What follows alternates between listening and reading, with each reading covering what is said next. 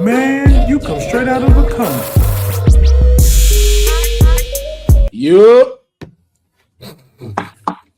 What are you doing? My bad. I had to charge my headphones, man. My bad. Hello, everybody. What the fuck just happened? My bad. Oh, man.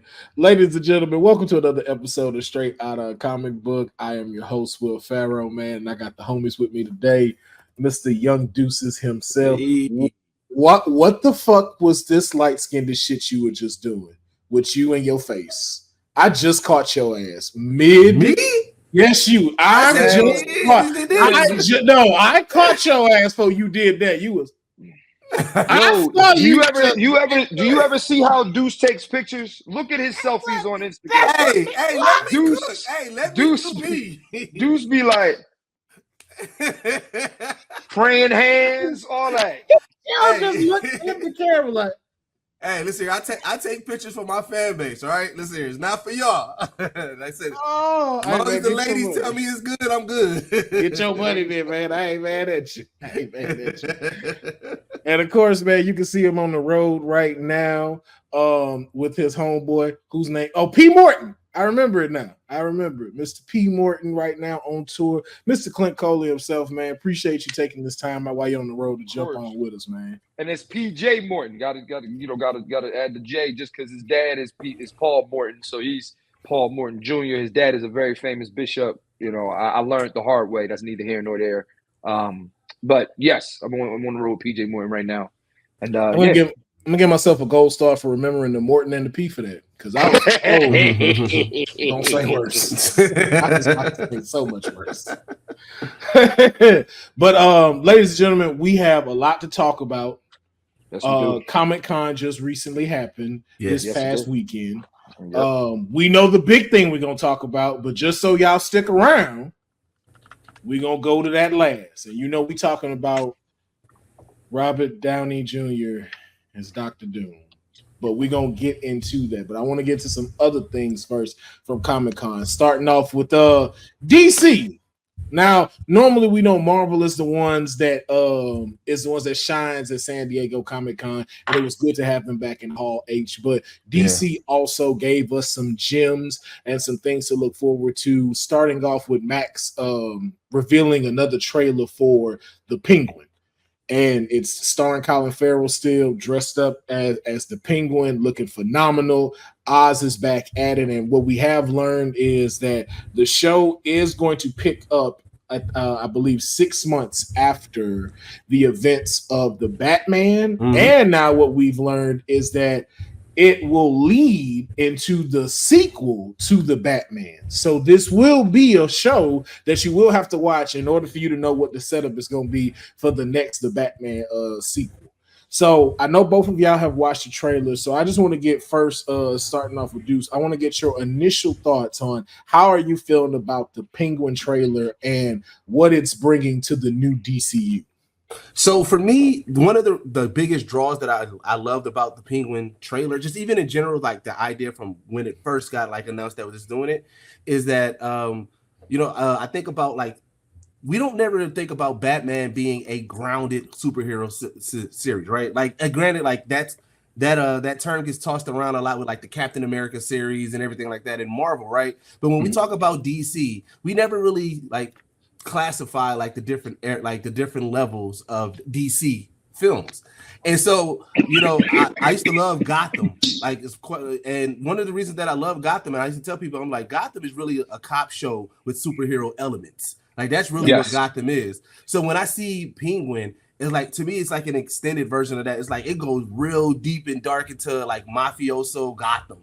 And so the street version of Gotham, it still feels nefarious as fuck in there. It's still, like I said, Colin Farrell as Penguin is always like, he killed that role. And so this just really amplified it for me. It gave me more in depth about what to come. And again, it looks crazy. Like I said, if you love like The Sopranos, or you as a person that like Boardwalk Empire, add some superhero elements to it. Like this, to me, this is what this trailer is giving me, and I'm fucking with it. Yes. Now, Clint, let me ask you. With this now being, we talked about James Gunn, taking over the whole DCU, and we know that it's a category. There's categories that he's breaking these down into, where there's the main DCU timeline, and then there's other worlds, and this is considered the other world, along with Joaquin Phoenix, the Joker, and his next one coming out along with Lady Gaga. For yourself, how do you feel about this now? And as far as your confidence towards where the DCU is going by starting to use these other, like, kind of like B characters. I don't want to call them B characters, but kind of like second tertiary characters to make a show. So I'm just a couple of things I'm going to say, right? So the first thing is this is coming as an extreme unbiased perspective, because I am not a fan of DC comics like that. I'm not a DC guy at all, right? Like, and Will, just to let's start here, right? If you remember, when you and I started working in the office together back in like 2016, 2017, I wasn't even into Marvel. I wasn't into none of that. You put me on to Marvel, now here I am, like fully ingratiated, right?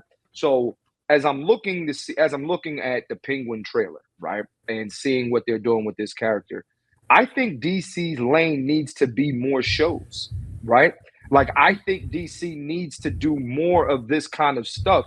First of all, you know what I'm saying? Like, we've seen all the angles of the Batman that we could see, right? Like, and I'm saying, like, how many times has the actual Batman movie been done? It's been done in damn near every decade of my life. You know what I'm saying? There's Batman movies that came out in the 80s, the 90s, 2000s, 2010s, now in 2020s. But now you're getting villain-centric movies and villain-centric shows, and for me, that amplifies a story. You know what I'm saying? Because we all know Batman's origin story. It was very unclear to me what the Joker's origins. I don't know how he became the Joker. Like, even when we seen him in 2008 in The Dark Knight, even though, you know what I'm saying? Like, I still don't know, well, why is the Joker the way he is? Then when I seen the Joker movie, I'm like, oh shit. Like, this is a great, like, this got me back interested in the DC universe. You know what I mean? I'm tired of seeing Superman. I'm tired of seeing The Flash. I want to see something that I've never seen before. And they're giving me that with giving villain origin stories, but not even just giving a villain origin story, but actually centering it and putting it in a universe. So for me, when I watch this Penguin trailer, I'm interested solely because I never knew how the Penguin became the Penguin, because I didn't read the comics. You know what I'm saying? Yeah. So for me to see it, it's like, okay, this looks like the show is going to show us how the Penguin becomes the Penguin, and then how diabolical how diabolical the Penguin really is. You know what I mean? Like, I never knew how crazy or bad he was. You know what I'm saying? Like, even though I seen him in Batman Returns, he just came off as like a fat, ugly, disgusting. You know what I'm saying? Yeah. I get you. Yeah, well, there's several different versions of him. There's somewhere like Oswald was originally like an aristocrat, kind of like Wayne. Like, he had Wayne. Yeah. But okay. Yeah, but because like of dealings and stuff like that, lost it all, was stripped from it, and then had to build himself back up. So they're not going off the traditional sense of the comic book, but they are still having those elements there of someone that is starting from the bottom, wanting to rise to the top. Yeah. And again, like you said, showing just how dangerous they are, especially when you underestimate them because of how he looked, because of how he moves, because of his size, that you don't normally would take him serious. And then that's your biggest flaw that you're going to have in this battle that you go up against him. Yeah, because I agree. Because like I said, if you don't read the comics or you didn't dive into Gotham, people don't really know about the organized crime that's in Gotham. People forget like how deep like the Falcons go and everything like that. And so it's like it's one of those elements that this is going to feed both the comic book fans, like the niggas that really fuck with it, but also for like people, saying like you, Clint, who like didn't really fuck with DC or dive deep into it. You're gonna get an element that you're gonna be like, yo, I did not even realize like how deep this shit goes. And then that's why I fuck with it heavily.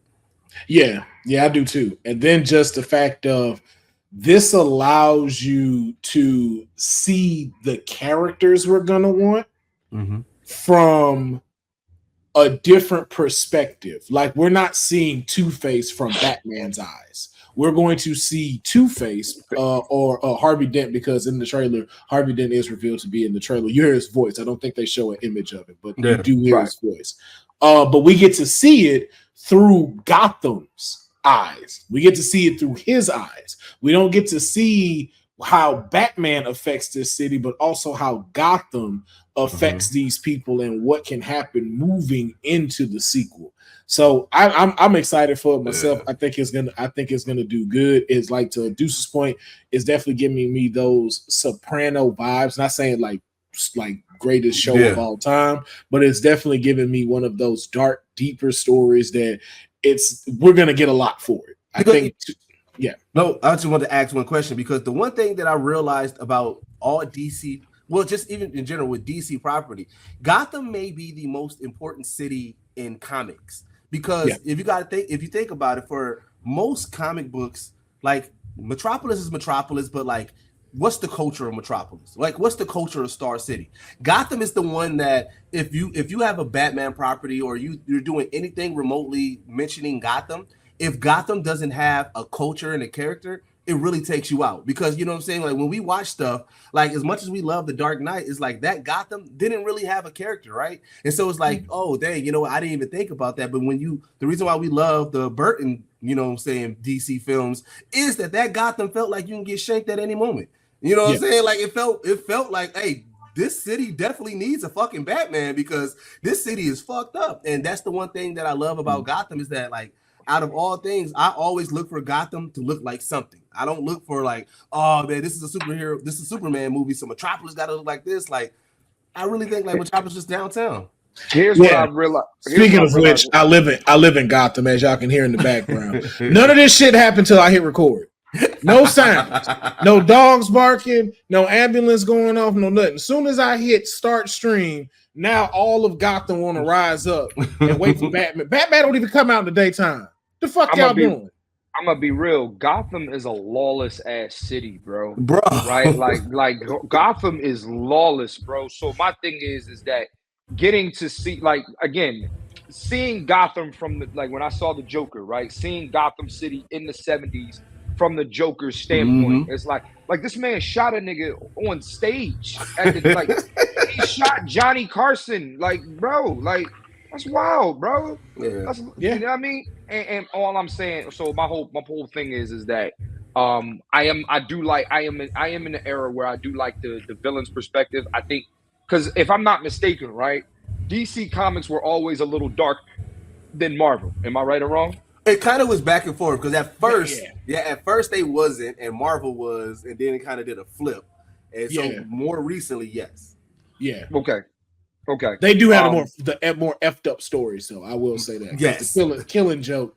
I don't know nothing that compares in Marvel to the Killing Joke. And the term Phrygian comes from a DC property, if I'm not mistaken.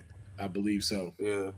Right. So it's like, but my thing is that if I'm DC, like, Marvel is owned by Disney, right? Right. And at this point, Marvel, I mean, not to say that they're going to make cheesy movies or anything like that, right? I mean, clearly they just did a rated R film. Right. But my thing is, Gotham or Batman fans or whatever, right? Like, why not lean into a dark ass show on HBO?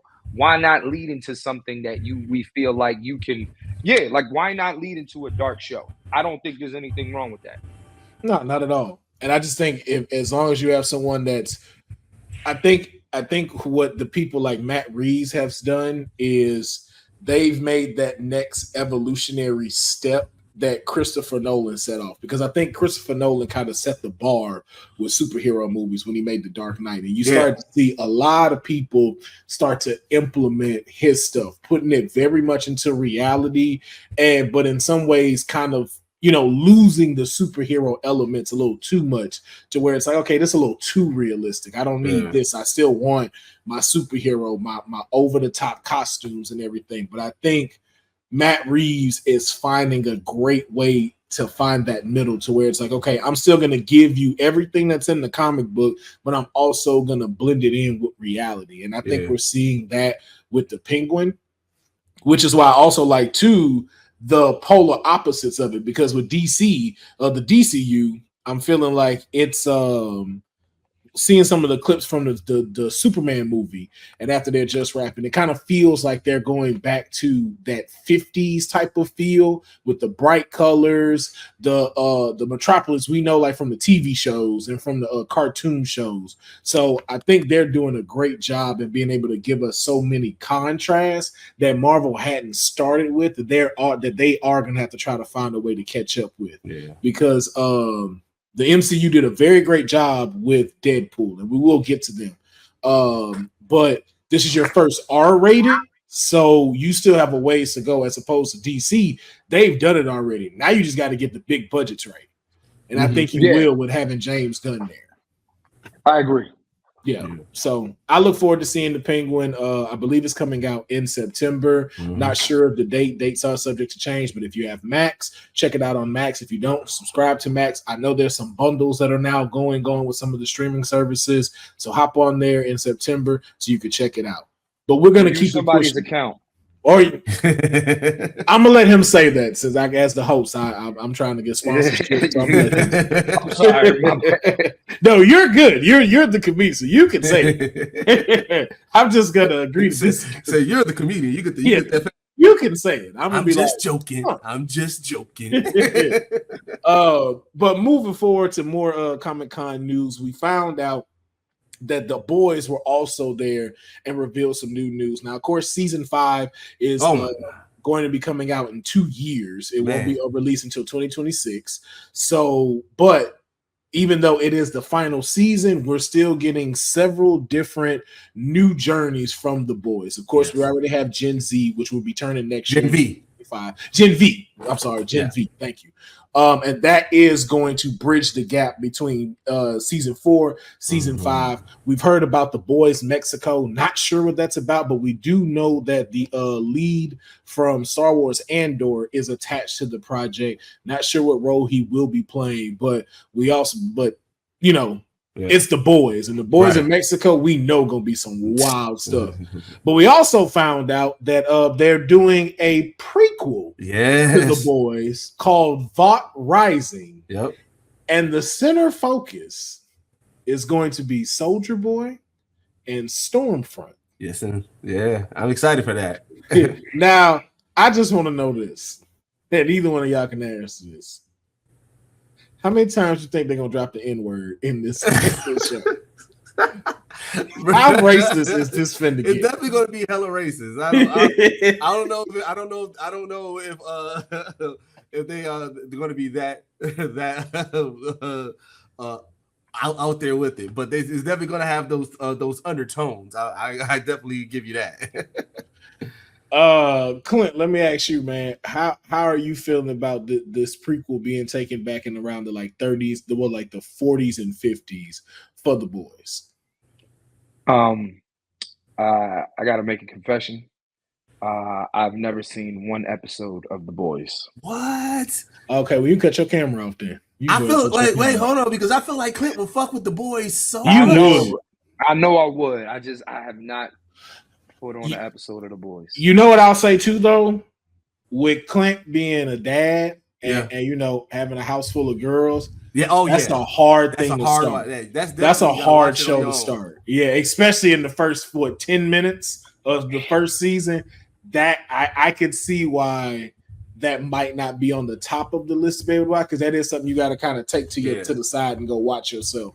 Yeah, but it's tough, man. Yeah, I've never seen it, man. However, if you do watch it, I need a Clint episode breakdown after every episode. I just feel like your reaction to this show.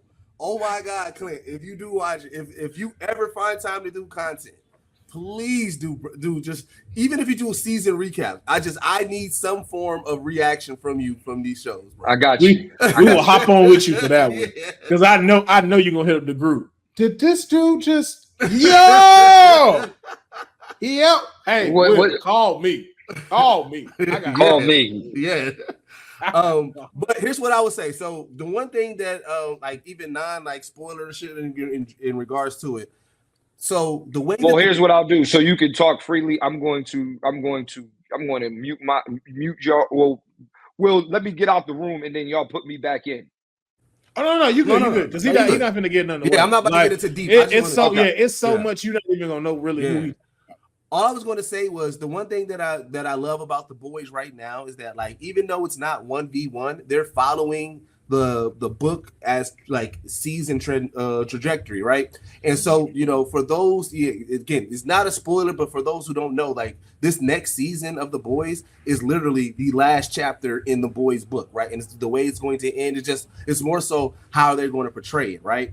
And so the one thing that I'm excited about is that even with Gen V and even with this is that even though that the book is done, this universe is still going, and I'm loving getting more aspects of the universe. It's essentially saying, like, you know, the Game of Thrones books was done, and now we're getting stories of like what else is in this universe, whether it's a prequel, whether it's that, and it's because you love that universe so much. What the boys and Gen V have created is like, all right, I don't want you guys to try to stretch a story out of anything. So yeah, give me what else stories is in this universe, because yeah, superheroes really do be fucked up, and I like the aspect of seeing superheroes really fucked up. So I'm excited about Vault Rising because, again, like I said, the introduction of Soldier Boy and was crazy, and so it's like, yeah, give me more of that, because you know you got to see, you know, say Clint to kind of give you a quick overview of Soldier Boy.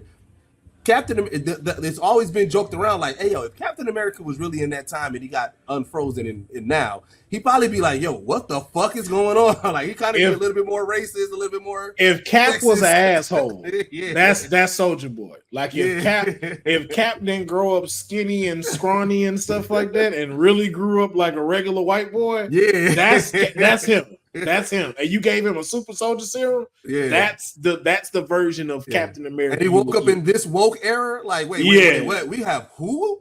Like, yeah. So, like, yeah, give me that time. So, yeah, I'm excited about Vault Rising just to see that, and also because it's fucking Vault, the evil corporation. If Disney was really in real life, and these superheroes was real superheroes, and Disney was really like this evil corporation, that's what Vault is. And so, yeah, you know what I'm saying? You see how Vault is now in the boys. And he's like, yeah, I need to see their rise to power. How did they become this monopolized company of superheroes? And, you know, how did they become so in-depth, you know, so entrenched with everything, with the government, with all this? So it's like, yeah, I'm excited just to explore this universe more. And the way they've been doing it has been chef's kiss for me. So I keep getting a check. I do not compare Disney to Vault. That is the opinions of Deuce. Just so y'all know. They're trying to get a check. I'm not comparing Disney. Trying to get a check. It's definitely the this whole stream gonna be a whole disclaimer. I'm trying to get a check. just letting y'all know for the folks. For sponsorship purposes, this is his opinion. But I can't wait to see the boys. To Deuce's point, like he said, it can get very difficult once you're done with the literature, and then how you move past that. And I think one, and what it's reminding me of is kind of like how Daniel Craig's James Bond is. So like a lot of people may not know, like from Skyfall to No Time to Die. Maybe No Time to Die might not count, but the rest of them, they're all original scripts. So like they had used all of Ian Fleming's stories already. So Skyfall is completely original. Spectre is completely like originally wrote. And I think No Time to Die might not be. It might be from a book.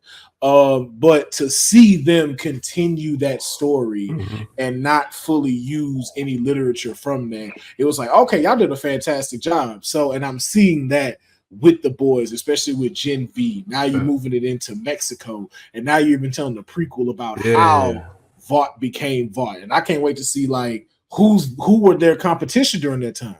Yeah, is the USS involved? Like it's so many elements that's right there that's gonna be like, okay, I cannot wait to see this. So I'm looking forward to it. Glad to see that the boys universe will continue. Hopefully Clint will be able to get into it so we can review it and talk about it. Yeah. So before we move, because I wanted to just bring up one point about literature and like the live action, right? Because so we at Geek said we big House of the Dragon fans, and we over there reviewing it on Sway's Universe. Make sure y'all check it out over there. But we learned something that I was like, I never thought about this aspect, and I thought it was very, very smart. So of course the books and about is out, right? And about the dragons and about the dance of the dragons, which is like the death of all dragons in Game of Thrones, right? This series is supposed to be the real account. So what the whole show says is that what you read in the books was really somebody's account of like, hey, yo, let me tell you what happened. And in the series is what actually happened. So when people was trying to get upset about like, yo, this is not what happened in the books, the show creator was like, well, that's intentional because what you was reading was somebody's account saying, oh, this is what happened, but this is what really happened. And I never thought about a show doing that. And I said, that is smart as fuck because now it lets you watch this show with a whole different lens. And I said, damn, I feel like a lot of shows could benefit from having that standpoint. I thought that was dope as fuck. All I just heard you say was dragons are real. That's all I caught from all of that dragons used to exist. And now I need to go find a dragon. That's what you just made me realize. But that is a dope ass concept. Though. Yeah, that's a dope ass concept. Also, but that's history in general. History is his story. Mm-hmm. That's what you told us. Yeah. And how your perception is. That's the same shit I said about the Alamo before I got suspended from school. And calling me unpatriotic. They was just like, no, like we remember the Alamo, we seized Texas. I'm like, didn't Mexico own Texas? It was like, well, yeah. So didn't y'all just really run up in here, kill all they people, and force them backwards and took their shit? We'll go your ass to the office. I'm like, all right. Once you start questioning white history, you bucking against the system. You know. And they told white history. I was causing a ruckus, is what they put on the referral. Causing a ruckus. A referral. The greatest lie that they ever told us was about your permanent record, bro. They used to, bro, put fear in our heart. They gassed it up. Permanent record. I ain't never went at one job and they was like, ooh, let me look at your like you got into a fight in middle school. Like that was the greatest lie they told us. Greatest lie. I figured that out in 11th grade when I was like, can I see my permanent record? And they didn't have one. I was like, can I see my permanent record? Can I see my permanent record? Yeah.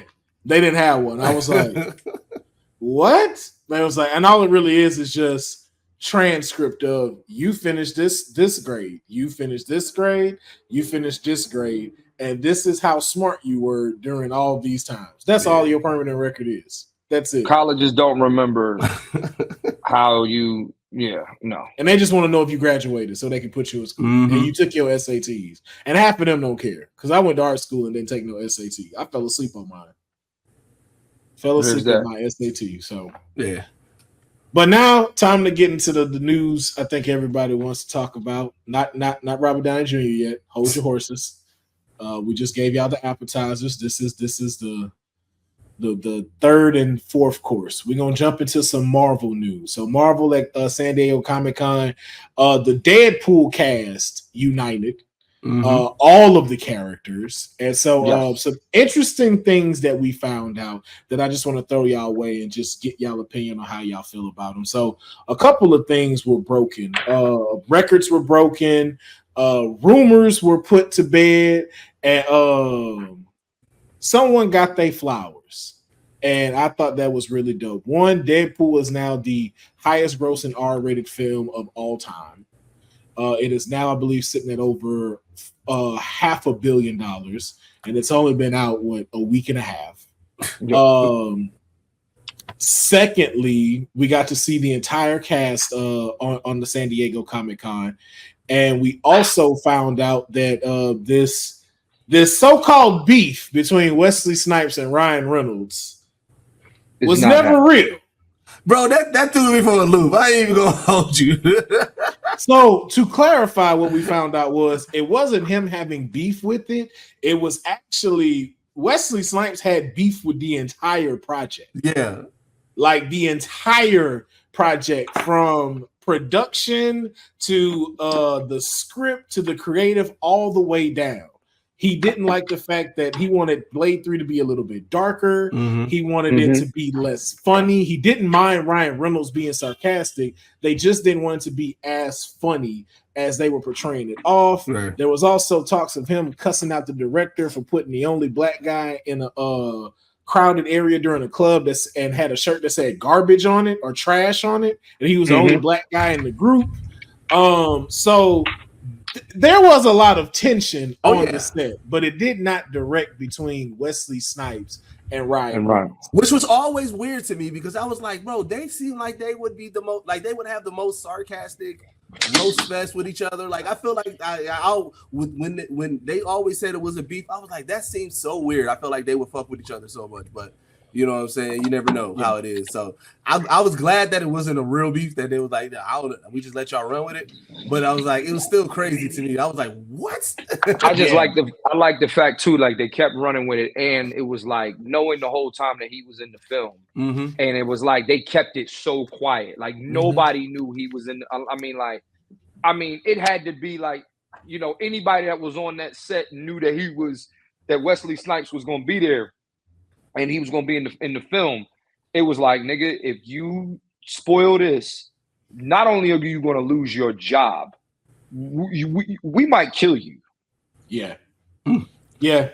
There were so many things that they wanted to do, and it got spoiled. Like the whole Alpha Cop thing, where Ryan Reynolds really wanted to make a movie called Alpha Cop, where Ryan Reynolds and Hugh Jackman were police detectives, and they shared one brain. And it was supposed to be legitimately bad, and that's what they were going to put out. That was the movie they were going to put out, and it was going to play for 5 minutes, and then after the 5 minutes, the Marvel credits would roll, and then Deadpool would start. Oh, that would have been so great. But it got aired out. It got aired out, and then people were just like, higher ups were just like, y'all can't do that. I mean, listen, I feel accomplished because I did really good at blocking out all fucking spoilers. Like I went into this movie, like I watched the first teaser trailer when it came out, and then anytime I saw anything that had Marvel, Ryan Reynolds, Hugh Jackman, Wolverine, Deadpool, like I was swiping away fast as a bitch. So I was legitimately like shocked at a lot of the cameos and everything. So I got a chance to experience it how it should have been. Yeah, no spoilers, no nothing. You already know what's coming. And then one of the good things about it too was not only did Wesley Snipes get his flowers, he also broke a record. Yes, indeed. By being in this film. And he is now the longest reigning live action Marvel character in history. Yeah, well, I'm about to make a name for myself here. Yeah, at first it was Hugh Jackman with over 19 years as Wolverine, but with Wesley Snipes returning as Blade, he has now surpassed him as playing one of the longest Marvel characters. So congratulations to him, especially for making that comeback. I just think it was dope. Yeah, just a national treasure, man. And hopefully they allow him to work on the new Blade that's coming out with Mahershala Ali, because we also found out from Marvel that is going to be their next R-rated film, which is I believe still slated to come out next year. And I mean, right up when they first announced it, I mean, he gave the hat to Mahershala, so we know that Wesley fucked with him, and I think that's the main thing that he has always said. Is that just include me? He's like, I don't even have to be in the movie, but like this is something that it's kind of like Ryan Reynolds with Deadpool. It's like this is something that's close to me.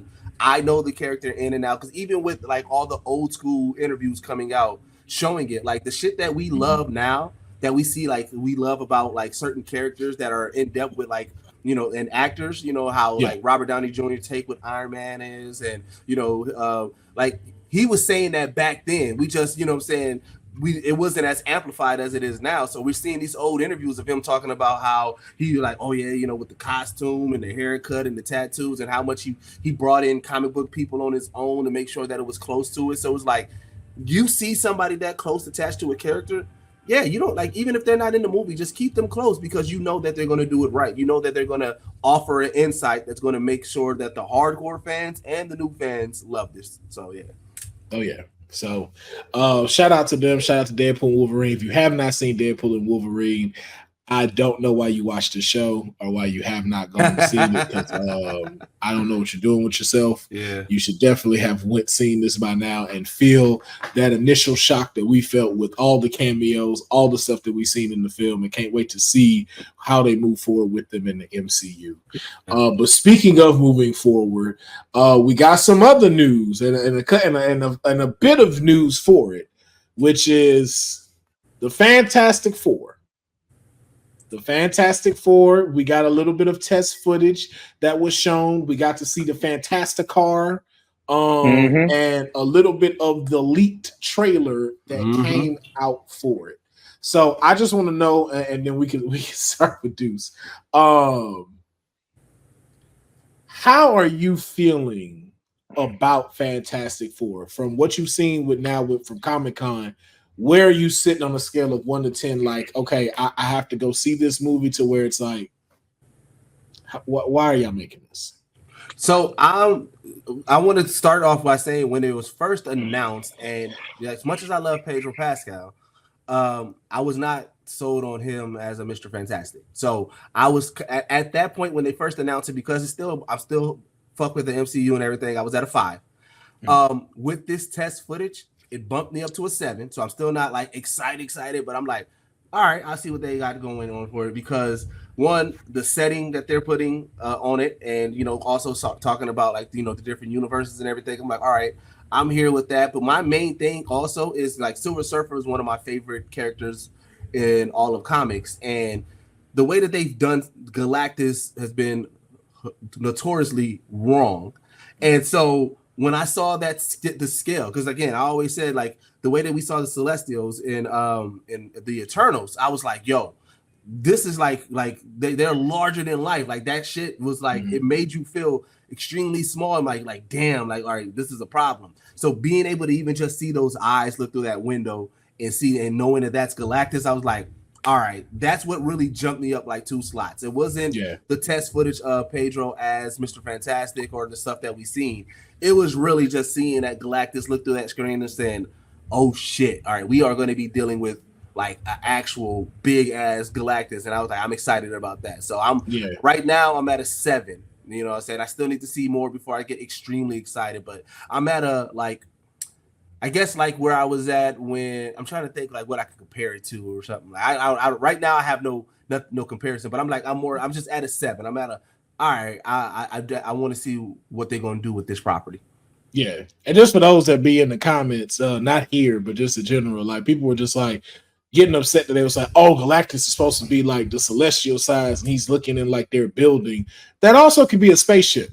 That also could be their space station that he's looking in. Yeah, I was like, so keep that in mind from the test footage that you saw. Yeah, because remember, because we're also in a whole different universe where like it's a futuristic world from the past, but it's like highly technologically advanced. So we don't know what is, like I said, what that room was and everything like that. So yeah. And then for us too, like time isn't linear, so their 60s could be our 32-40 or something like that. So Clint, now let me ask you, with Fantastic Four now having Galactus there, and the fact that some other news that drop is Galactus is actually one of one, kind of like American Chavez. There is no other version of him. It's only Galactus. With that, the Fantastic Four and seeing the footage now seeming like they're going to be focusing on multiversal travel, as well as having this futuristic 60s feel of New York, and seeming like they're also established already. How do you feel this is going to affect the current MCU as we're moving into Avengers Doomsday? I think this is going to have major implications. I think this is going to have major impact. Here's why. First of all, this is the Fantastic Four's introduction into the Marvel Cinematic Universe, right? And with that, a first impression has got to be a lasting impression. That's what we all know.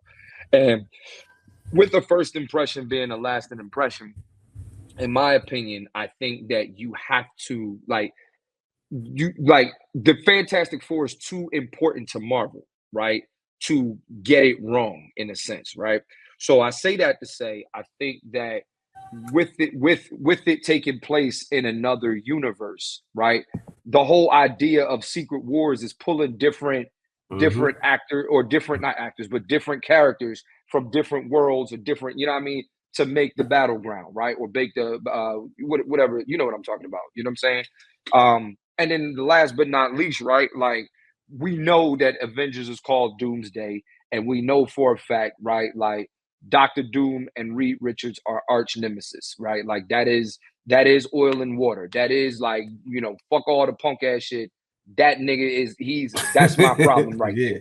You know what I'm saying? So with that being said, I believe that the Fantastic Four I think that's going to be the film that leads us directly into Avengers Doomsday. That's going to directly impact that movie or what we have going for it. I think Fantastic Four is slated to come out after the Thunderbolts, if I'm not mistaken, right? Muted. Yes, July 25th. Okay, and then Avengers Doomsday is not until the following year, right?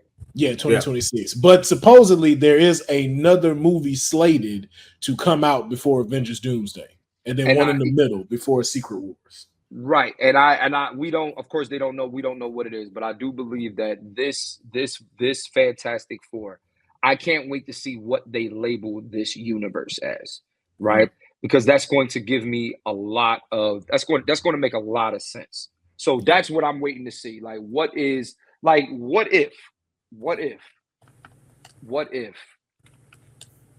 don't know. That might not happen. I was going to say, what if they made their debut in Earth? What's 838? Was it 838? Yeah. What if I figure like what if it's 838? But I doubt it. But I mean, but to that point though, that looked very futuristic. So it did. It did. It looked very futuristic. So that could be a thing. So we don't know. But the only thing we do know is that it is not taking place on Earth 616. Just like we were aware that Deadpool did not take place in Earth 616. It actually took place in I can't remember the particular name. 10003. Yeah. And that is now technically the Fox universe. It is, and that's smart. That's smart. I'm glad they did that. They did that. And you know what? I think this is a better approach to the multiverse, right? Yeah. Like when you're labeling these universes, right? Even though they did it in Doctor Strange, right?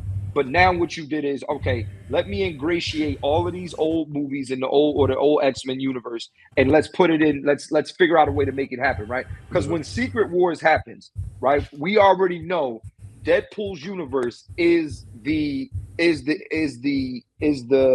X-Men universe, right? Which means all of those X-Men franchises, not just the sequel, but the prequels, the X-Men, you know what I'm saying? Like all of those all of those X-Men are going to play a role in that universe. And then introducing a new universe with the Fantastic Four to me is brilliant. It's brilliant. Yeah. It'll get a bit confusing with the Fox one though, because I'm curious to see who they bring back because of how they follow the timeline. So, and it got kind of confusing. So it's like, but also too, if you're going to introduce X-Men, I think that's where you really make your stance to where you can make something dope, because technically X-Men 2 and 3 never happened, nor did Origins. Right. That never happened. Thanks to Days of Futures Past. And I believe the Wolverine also is in that category. So we have First Class, all of those, all the way up to Dark Phoenix. And then we move to Logan. Right. Or I believe the Wolverine and Logan is included. But did you people like what Deadpool did in the Deadpool Wolverine movies, that he confirmed that what Hulk was saying in Endgame about the timeline is the law of how the timeline is. So granted, what you're saying is true as how Fox told us, But if you take what the Hulk was explaining, how okay, if you make something, that timeline doesn't stop. You just do it like you're branching off so many branches where all of it can still exist, and that's why I think that was the smart thing, using Deadpool and Wolverine to be the catalyst to confirm, like, all right, the way that the Hulk explained the timeline fits perfectly, because now that allows everything to exist, because we have a moment on why. Like I said, Fox was saying, "Oh, because of Days of Future Past and everything like that, those Wolverine, saying those X-Men movies don't count." But now it's like, "Oh, it does count." But it's like it's literally now it's on a different timeline. But we started watching this branch timeline and this other branch timeline and everything like that. So it's like I get on a it's very, very comic book shit. Like it's one of those things where it's like if you're not into comic books, logically it makes no sense. But if we're taking comic book logic based off of what the Hulk explained, you can make it make sense in the timeline. So here's why though that may still be that still may have happened is because Deadpool.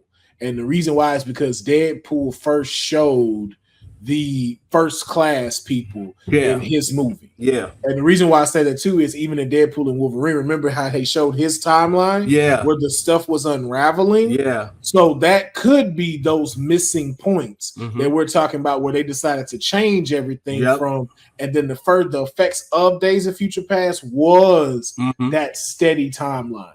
But again, too, like we said, like I don't believe time is fully linear in these MCU, so we don't know the full occurrence of when Deadpool interacted with these people, right, or when Days of Future Past technically happened.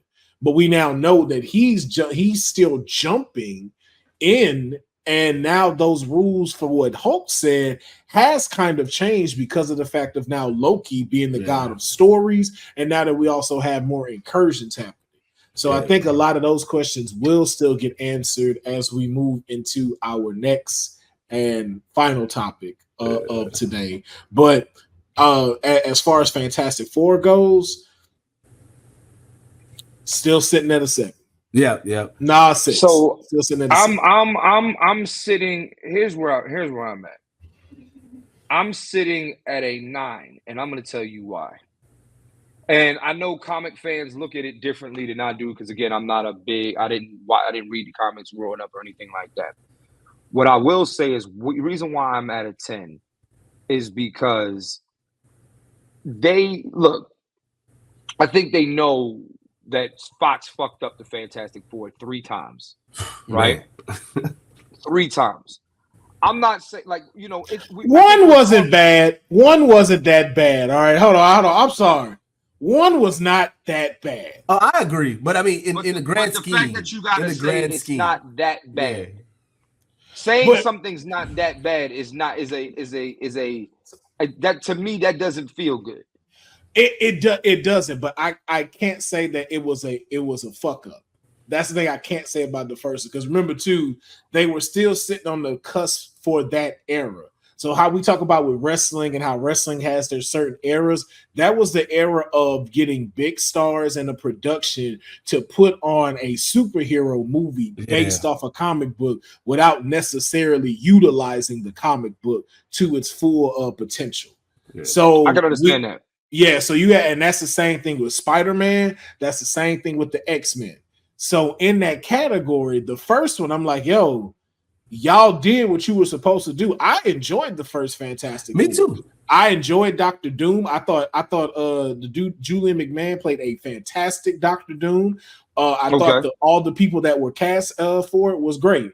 Now two was a shit show. Two was when they Enron themselves. Now when you say shit hit the fan, that's when it hit the fan. Yeah, because it's no Elektra or Catwoman. Like, you know what I'm saying? And I remember during that era, like when we had the Spider-Mans and everything like that, I was like you said, like I definitely was like, you know what? I did enjoy it. It's just in the grand scheme of things, when you look at where we're at now, it's like, all right, it's definitely like, it's definitely a D-class superhero movie, Yeah. No, I agree.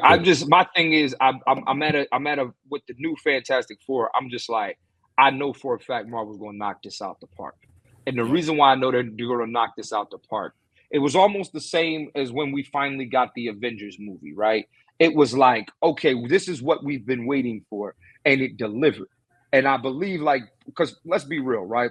Marvel has to do two things with this, right? Number one, they got to satisfy the old fans, right? But what's going to happen? Don't forget the Fantastic Four those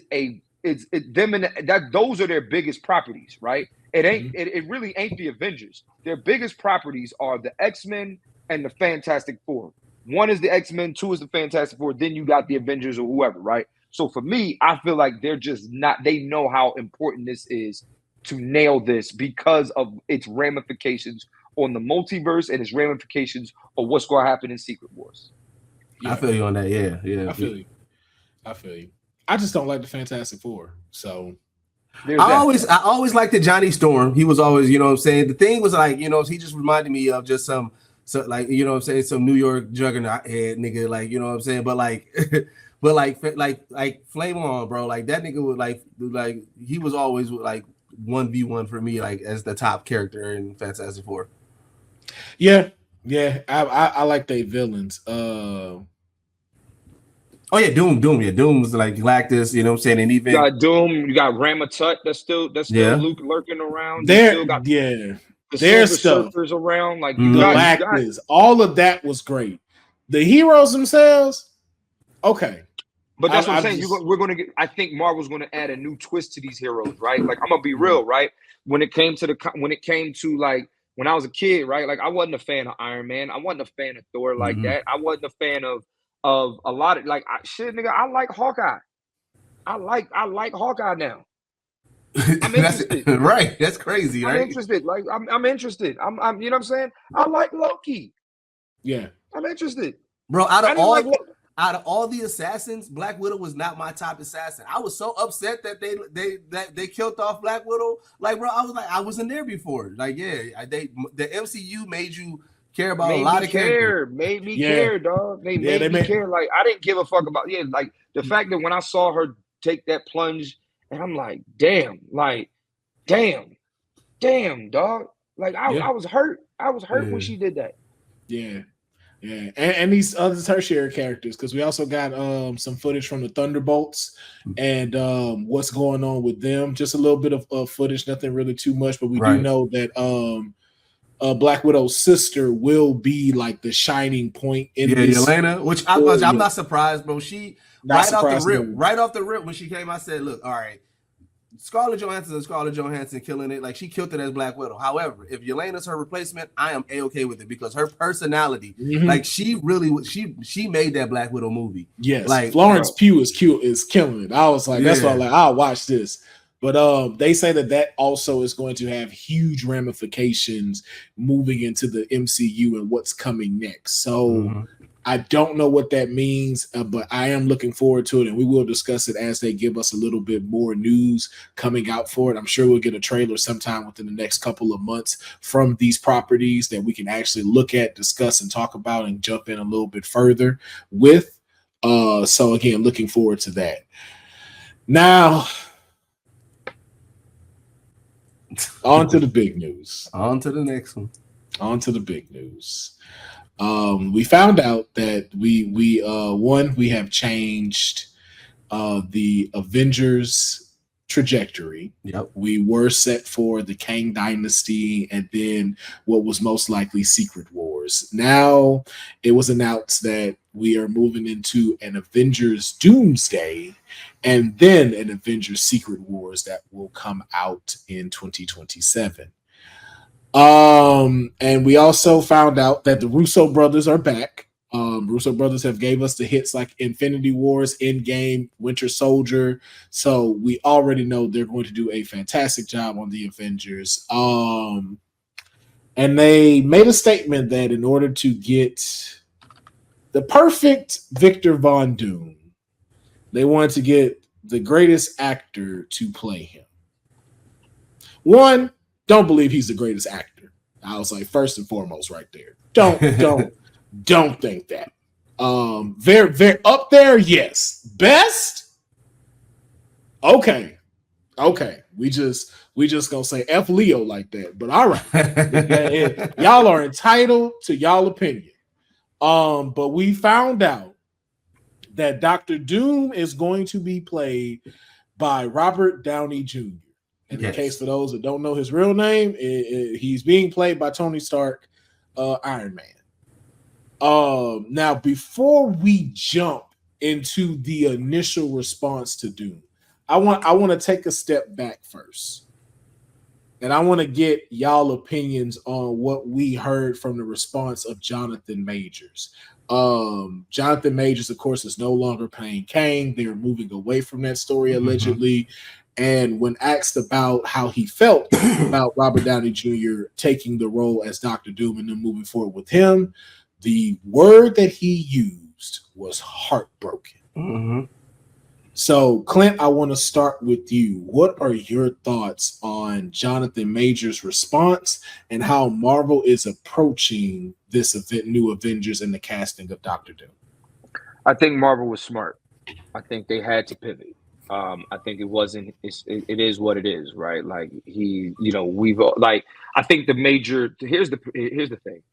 The major issue was everybody wants to talk about how Robert Downey Jr. had this going on, that going on, and he got an opportunity for a lifetime to change the narrative about him. I think what you have to realize is a couple different things. Robert Downey Jr. was messed up, in the late 90s, early 2000s, if I'm not mistaken. And then second of all, right, like there was no such thing as cancel culture back in 2008 when he got casted back in about 2006, probably 2007. It wasn't the same energy. You know what I'm saying? The energy is now shifted with people who make grave mistakes and do grave things. That it's like, yo, and they're a Disney company, and I don't, you know what I mean? Like you have to do that. But here's what I will say: I do not believe they're going to move off Kang. I do not believe that I do believe we're going to see Kang. I do believe we're going to see Jonathan Majors as Kang. I think Jonathan Majors, yes, he is disappointed because he is no longer the focal point. What I think is going to happen is the next Avengers movie or that Doomsday is not set to come out until 2026. It is now 2024. They have not even started. The script is not even finished, right?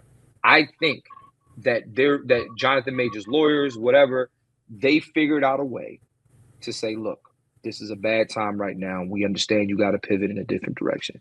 But if Jonathan Majors cleans up his act, and not even clean up his act, but he cleans up his image, and people forget about the whole situation, and he's doing things to make this better, right?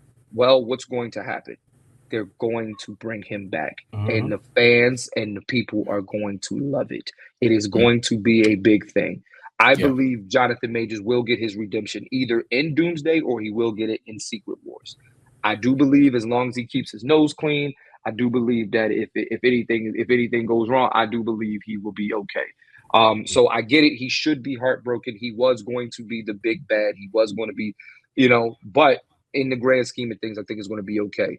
Also, I blame Marvel for one thing and one thing only. Not only did they move off Kang because of the whole situation with Jonathan Majors, but they moved off Kang because he didn't do well. And that's not his fault. Y'all fucked Ant-Man up. Right? Y'all wrote that bullshit ass ending, that bullshit ass finish. Like we were all excited about this Kang the Conqueror because when we saw the trailers, he looked great. I mean, I'm talking suit. Then he's like, then in the trailer you heard, he was like, "You're an Avenger. Have I killed you before, nigga? What? That's a cold ass line." He's like, "Yeah, you the one with the hammer." Yeah, they all run the. They all run the yo. What kind of shit is that? What kind of shit is that? But then you give us that Ant-Man is able to defeat him in some weird way, right? Like it wasn't like Kang still had all his powers with him. Like I'm confused as to how that happened. So now they weren't turned off by Kang. They were turned off by Marvel's, I don't want to say interpretation of Kang, but Marvel's portrayal of Kang. Right? Like you let one of the weakest on earth superheroes beat this nigga. Right? Like it wasn't like, I mean, look, if Thor beat him, we like that's weird, but okay, that's Thor, right? That's Thor. But you had Ant-Man, a little nigga in a suit. So I think he should be heartbroken. But I do believe he'll be back, and I do believe that they're going to move into using Kang the Conqueror in the Secret Wars, no doubt about it. And I think that's going to be a big. You got to think, man. Like he's still a human. Like I get it. You know what I'm saying? He fucked up, and it was a big fuck up. But it's like, yeah, of course he's going to be heartbroken. So like for people saying like, oh, why I can't believe he's heartbroken. Like, nigga, one, he lost the bag. Also, he was all into the character. You know what I'm saying? Like, yeah, and he is, like you said, before us, we all praised him for being a thespian of acting, right? So you got to see he had an opportunity presented to him where he can play multiple versions of the same character. To me, I feel like that's an actor's dream. Like, oh shit, I get to portray multiple characters. I get to showcase my acting skills at this. And again, what Clint said, you got to remember, it took 7 years for Robert Downey Jr. to get back on the scene, right? So yeah, you know what I'm saying? Disney made the smart move. It's like, and time heals all. So it's like you know what I'm saying, to what Clint said, Jonathan Majors not only like needs time, but like he got to show that he's doing better, because that's the one thing. Robert Downey Jr., he cleaned up his act. That's why it's called cleaning up your act. So if you know what I'm saying, Jonathan Majors, like I say, keep his nose clean up his act, and he's showing it, and the world sees like, oh, you know what, he's a better man than, you know what I'm saying, than he was 7 years ago, and whatever that time frame, like, yeah, he had that mistake, but that is not that one mistake is not the character of this person. Then he can definitely get back to it and everything like that. Yeah, man, like we loved bro, the stark difference between He Who Remains and Kang the Conqueror in Quantum, two totally different people. Totally. And but Victor I think they're the same guy. And also Victor Timely. Like, bro, like, yeah, so you know what I'm saying? Like, it is an unfortunate situation for Majors and everything, because it was the perfect storm of fuck ups that got him out of that role. Yeah. And stop playing in the snow. Mm. Stop playing in the snow. You stop, but you know that lesson learned. But leave the snow alone. Leave the snow alone. But to that point as well, though, I think, like y'all said, it is what it is because of the time that we live in today. And I know a lot of people keep wanting to lean on the whole Robert Downey Jr. thing, or even like the Ezra Miller thing. And I'm like, but I think y'all do keep forgetting, like, Robert Downey Jr. went through like a 10 to 15 year blackball where you did not see him in anything because of his actions. Like, no one would cast him for quite some time. Yeah. It was because of the Iron Man role. It was like, oh, snap. Robert Downey Jr. is back. We're like, yo, I ain't seen this man in a minute. And then the same thing. He did his time. He did his time. And the same thing to Ezra. Ezra is not playing the Flash anymore. Yeah. He's definitely not playing the Flash. And there were never any talks about him playing the Flash again. It was just the fact that no one announced that they were going to be moving forward from DC or Warner Brothers standpoints, that they weren't going to be using him. But also to that fact, they also had no idea what they were doing with DC yet. So I see why that was not an important story that they were trying to get thrown out. Yeah. But both of these people, you can't use that to compare to what Jonathan Majors is going through. Is it messed up? In some cases, there is a debate for that. There is a conversation to be had about that. Were decisions made? Yes. And it happens to be sitting there. But I sit with Clint in this, and that I don't think it's the end. I just don't think that they were going to continue to bet on a $1 million to $1 billion project with that lingering in the wind. Yeah. And for both sides, like I said, I agree. Disney made the right move. However, I get it. It's so easy to put the race thing on it, like, oh, Robert Downey Jr., Jonathan Majors. But again, it's not the same. It's not a 1v1. And also, in this time, there's no company in the world that would just stand right there immediately. Like, give us some time. Like, we can't make that stance and be like, all right, yeah, so whatever the optics is, you beat a woman. There's no way we can side with you immediately, like, bro. Like, no way. That would be ridiculous for any company. And again, it's one of those things where even Jonathan Majors, I get it. He's going to, like, he had that little small time where, like, that moment when they was talking to him where he said it, like, I wished I would have been given that opportunity. But his whole answer, for the most part, he answered that shit with heavy class. Like, you know what I'm saying? Right. Like, he wasn't throwing any mud. He just said he's hard. Yeah. He said he was heartbroken, and he didn't say Disney broke my heart. Yeah. He said basically like I had the opportunity of a lifetime and it's not there anymore. Yeah. So I can respect that I don't want to say call it narrative, but I can respect him, making that, doing that and just saying, you know what, you know what I mean?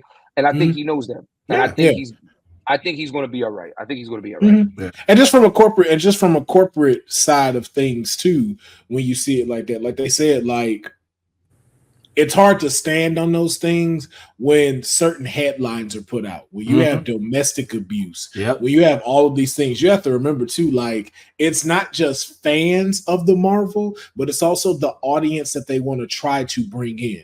So you got middle America you got to deal with. You have the international crowd. You have the LGBTQ plus crowd that you have to deal with. And so when you're putting a boatload of money into something, and your main lead is having all of this controversy, that's hard for you to want to bet several projects on, because again, what if they would have canceled it?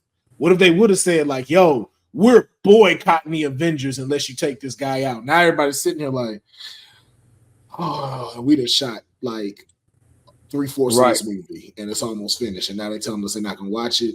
That you got to remember that you can't have that. That scares a lot of people. And if y'all think I'm joking about it and think that's a little extreme, go watch House of Cards on Netflix. You will see how much a headline can scare somebody that ain't even out yet, just by them saying this says this. They know how that's going to connect, how media is going to feed into it, how the public is going to feed into it. So that's the reasonings as to why that happened. Now, is it fair? Absolutely not. Could we do better? Absolutely we can. And even still to that point, like that gamble of it is too big of a risk. Be like, yes, we can say that, hey, we're going to make billions off of this, even if they say no. That's not necessarily true. Because one thing that brings people together better than food and happiness is shared mutual hate. Yep. They will all come together to say, no, I'm not going to watch this just because that was said. People will be spiteful before they will be supportive. So, but I don't like again, to Clint's point, I don't think he's fully out. I think we will get to see him exchange dialogue again in the MCU along with some of the other characters. But what I will say is what Disney, I don't think Disney got right is this casting of Dr. Doom. Now, is it a bad choice? No. Was it in my top 5? Absolutely not. Not at all. Was it in my top 10? No. Nope. Is it slightly lazy? When I first heard it, I thought it was extremely lazy. But, and I remember telling Clint this before we did this episode. I'm not going to say it is as lazy anymore. I'm going to use the word of I'm just disappointed of the route that you going parent on them? Yeah, it's disappointing. I'm not mad. I'm just disappointed. I'm just disappointed because even because even the scenarios you can think of how this could go, you still could have cast someone to play Dr. Doom. Yes, you could have. And I understand that people are saying like, hey, well, like they said that he's playing Victor Von Doom and all this. It's Dr. Doom, nigga. He's playing Dr. Doom. The dude had the mask on and took the mask off. He had the mask on. So before we get started, I gotta throw my hear me out. Now Clint know about this. Deuce, you don't. So you about to catch this surprise. All right. Now, once again, we know about my hear me outs. Sometimes they be reaching, but sometimes we reel something back and we got it. So we kept trying to figure out how are they going to implement this into the current MCU, especially with the impact that Tony Stark left and Robert Downey Jr. playing Tony Stark. How is this going to lead into Doomsday? And also keeping in mind that we only have 3 movies till we get to Doomsday, which is Captain America, Thunderbolts, Fantastic Four. Then it's Doomsday. Unless you know that one that they say is slated to come out before, we don't know what that is. So right now we can only go off of there's 4 movies and Blade. 4 movies that are coming out. And we already know that Captain America is not going to tie that in. Mm-hmm. Thunderbolts may not tie that in. Blade for damn sure ain't finna tie that in. Right. And only one really is Fantastic Four. Are you ready for the hear me out? Let's go. Go ahead. He was Victor the whole time.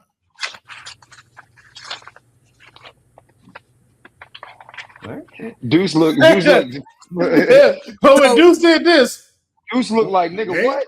Well, because depending on unless they do a brand new story, there's two versions of Tony Stark as Victor Von Doom. There's one where like he actually somehow they switch and he is the Doom. So here we are. That, or there's one where Tony actually ends up being a variant of Dr. Doom. But there's one like they switch the mind. Iron Man. Yeah. So depending on how, I that's why I said hear me out. I'm like, all right, depending on. So that's how they tie it in. That's how they tie it in. Think about it. There's no Fantastic Four on 616.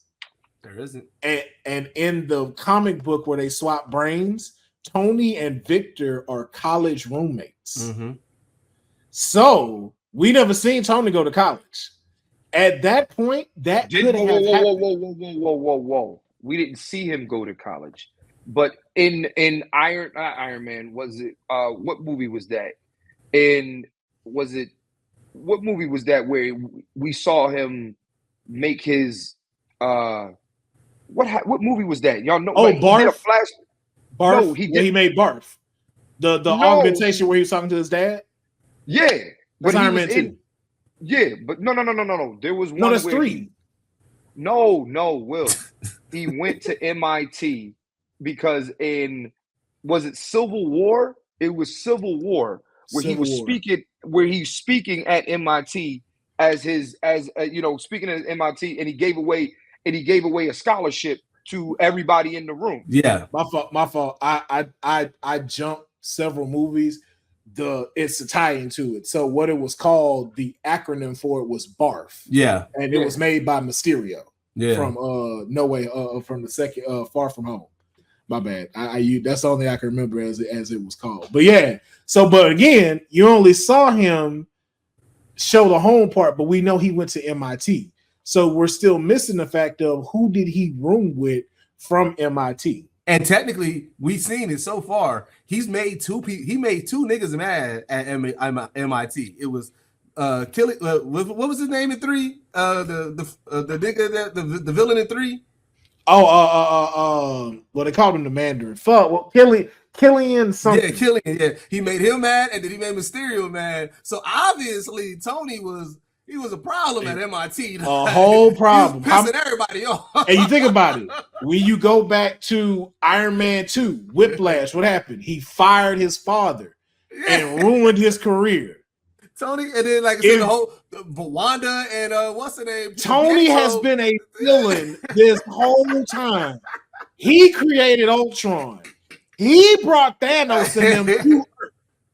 And think about it. If you look at it from a Lex Luthor standpoint, the first time he saw Thor, that shit blew his mind. And you notice he got beef with every supernatural person or alien. Yeah. He don't never beef with any of the real people that's there that's human because of how he'll fuck with them. So I can see he's the reason. He's the reason the Sokovia Accords happened. So and what gives all this away is the fact of the line that he used: "New mask, same task." Why would you say that if you hadn't been doing this entire time? and the fact that he's been learning and just collecting everything that he needs in order to do this. I mean, the one thing, like I said, if they go that route, it would be smart. I ain't gonna hold you. They do have to. So this is what I've been trying to get a lot of people to realize about the MCU, and the reason why I said that I hope that they do tell like a different variation story and not try to go comic book accurate, because I look at the MCU as a independent comic book run. It's like a Jack Kirby run. It's like, whoever who has a comic book run. If like every comic book run is, they have elements that is canon, but everything else is kind of like, all right, but this might be slightly different, or this might be slightly different, and it gives you free run to enjoy and experience that comic book run without judgment. And so the way that I look at the MCU is like, I don't want 1v1 to comics, right? So it's like, all right, if you're giving us like, let me see what the MCU's version of this Victor Von Doom is. And if it is going to be that, like, okay, yes, we know that there's two different versions where Tony Stark potentially is Doom. Don't try to do exact to it, because you've already laid so much history that you would not be able to tell that story. However, if you give me elements of it and say, this is our interpretation of it and this is our run version of it, then I'm A-okay with that. So because again, that's the main thing. It's like, do I think Robert Downey Jr. would be a great Victor Von Doom? Absolutely. However, he was a great Tony Stark already. So it's kind of like, damn, he already did his big one with Tony Stark. But again, if you give me a version of it and you saying that this is the MCU and you tell a very compelling and good story that is still some comic book shit, I'm A-okay with it. Just don't say that, oh, we are doing this based off of this comic book, because now now I have no choice but to compare, like, wait, that's not how it was in the comic book. Let me know, like, we have elements of this storyline, but this is our run, and I don't want the 1v1. Because here's what I'm thinking will happen with this. I'm not sure if we'll get him in Fantastic Four, just because you already have a lot you're doing with Galactus and Silver Surfer. That's going to be. I think he's going to make an appearance. I'm not. I think he's going to make. He'll make an appearance. Yeah, but I don't think it's going to be his focus. But what I think is, I think Doom is going to come from another world, another universe where they fail to stop whatever happened. I have a question. Is Doom synonymous with multiverse travel? Yes, Doom is that nigga. Doom is that dude. So I'm saying, like, is he the same multiversal threat as Kang, or same kind of multiverse? Like, does he know? Probably higher. He's probably worse than Kang.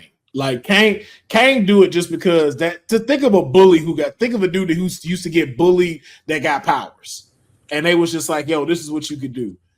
Doom just want to be powerful. Doom wants to outdo everybody. Mm-hmm. So you got that narcissistic tendency added, it's a problem. And even in some comics, Kang is Doom's like descendant in some versions. Yeah, because again, like Doom winds up with Sue instead of Victor. I mean, instead of Richard. Instead of Reed. Yeah. Right. And then I was going to say, because you said something like, and also just like thinking about the optics of it, like he was in full Doom costume and mask when he did the reveal and everything, right? Mm-hmm. So which lets me know we're not going full origin, because it takes, you know what I'm saying, like, so and if that probably makes the best sense, that with the same mask, new mask, same task, that yes, show us a Doom that has already been successful, and then we have to deal with that. Because if we could, again, you've laid so much groundwork already that trying to do an origin of the Fantastic Four and Doomsday and everything like that, it'll be redundant. It'll take us back some steps. And so, like, we already know this Fantastic Four is not necessarily an origin. It's like in this futuristic past, wherever setting it is, it sounds like already established. They not even already established. They them niggas. Yeah. Right? Like they are, you know what I'm saying? Like they are they famous. They're famous. Yeah. So give me a Doom, like you said. If this is a Doom from a different universe that has already been successful, you know what I'm saying? And like I said, same task, but like in the Doom version of the task, and he's been successful, and we're dealing with that, and that's why the variant looks like Robert Downey Jr. or Tony Stark, but it's not really Tony Stark. then that makes the most sense, especially in some comic book shit. And then again, not being held to, like I said, being a 1v1 comics and everything like that. Because again, I get it. I saw somebody in the comments say I want 1v1 to the comics, but as of right now, the MCU has not set that precedent. So don't try to do it now. Just continue being, this is the MCU run. If you want the comic book, go to the comics, yeah. But it's like don't tell us is that, because then you're automatically doing. Because remember, it's as dope as Civil War was and as dope as Endgame was, there's certain people out there that be like, oh, but the comics was this and the comics was that, and it's like, but don't look at it like that. This is the MCU run of Infinity War and Civil War and Endgame and everything like that. So exactly. And I think that's what we may get with this. I think the way that they'll set this up is Doomsday is going to be where we see Battle World get ready. And I think what's going to happen is I think Doom is going to cause several incursions at one time.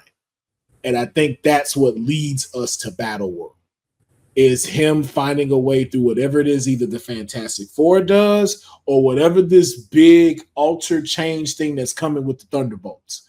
Somehow Doom learns that, uses that dark magic that he has, and is now causing an incursion with all of these universes that we are aware of. Not all of them, but the ones we are aware of. And it's causing this to destroy a lot of them. And it's going to move it all into this battle world to where it's going to make one official timeline. How Kang wanted to do.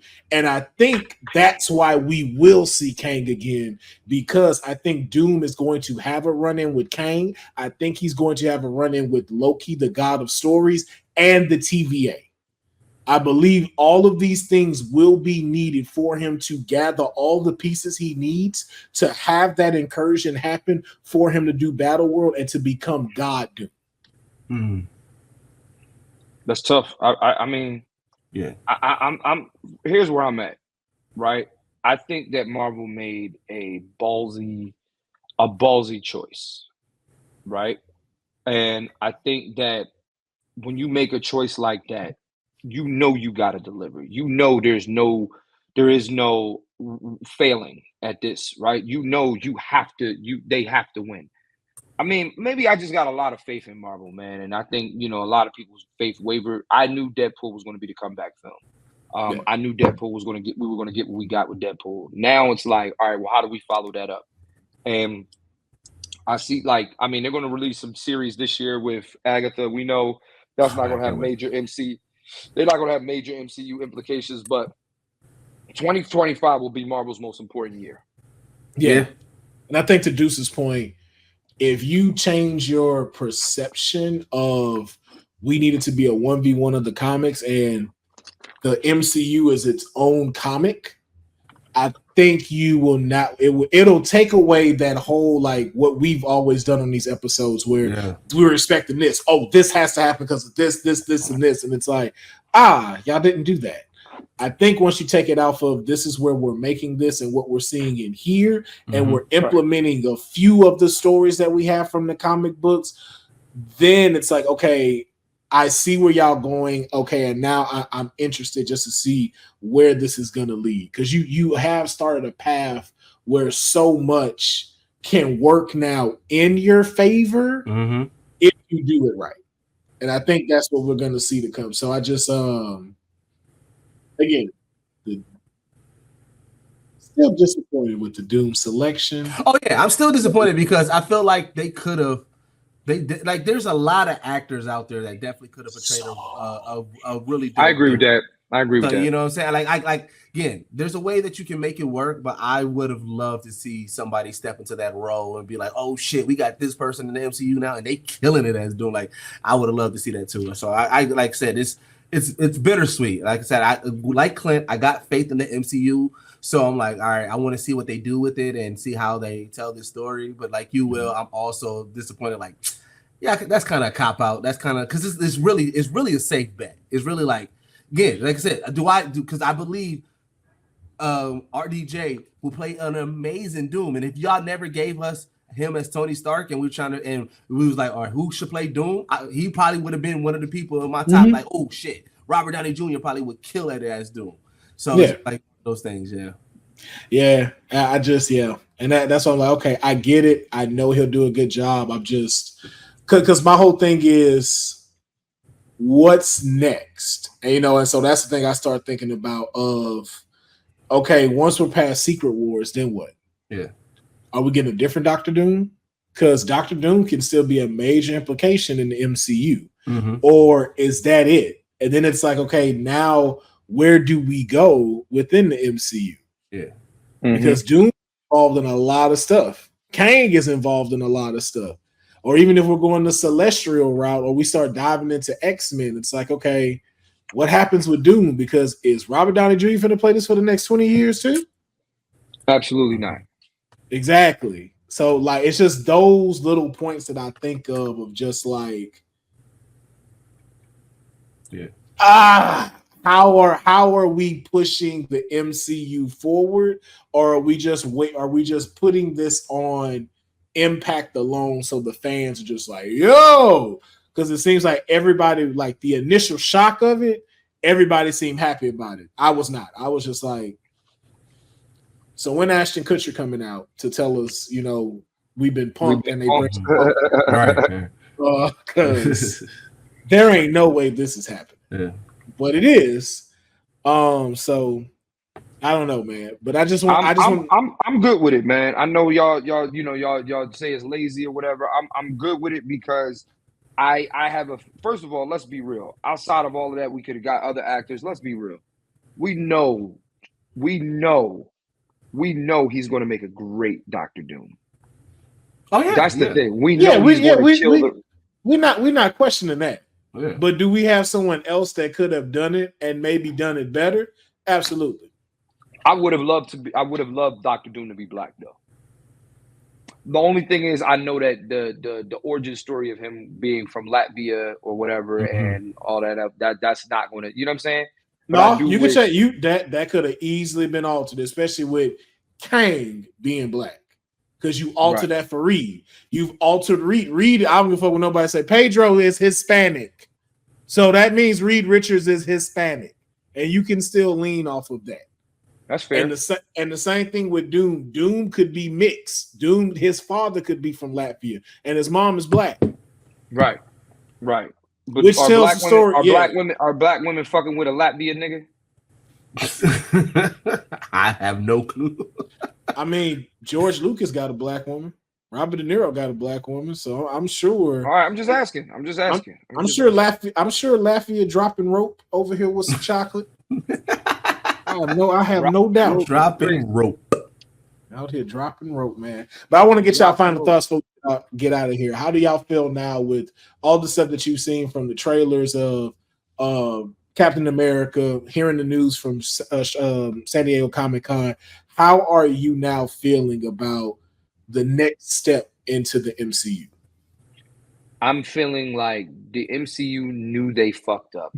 They addressing their fuck ups. Yes. They're listening to the fans. They know that they got their work cut out for them, and I applaud them for going back to the drawing board. I applaud them also for not, because like a lot of times at Comic-Con and D23, they always put out these stuff, these shows and stuff like that. We're excited for it, and then it doesn't happen.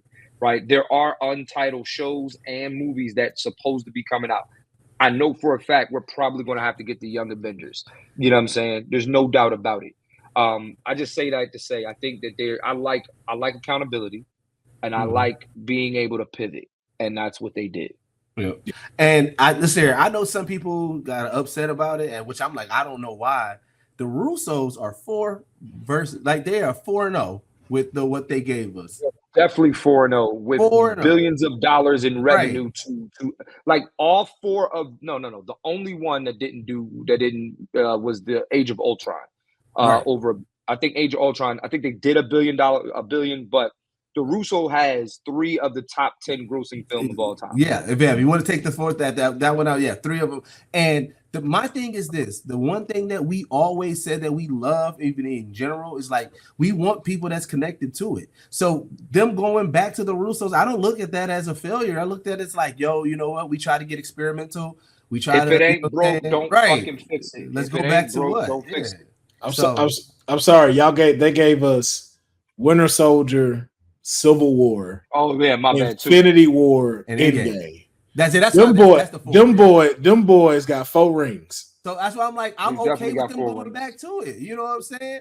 Like I said, I'm okay with them going back to it. Hey, listen, y'all was happy when Brown went back to Cleveland and he made shit right. Hey, get Russo's back in. Let's make shit right.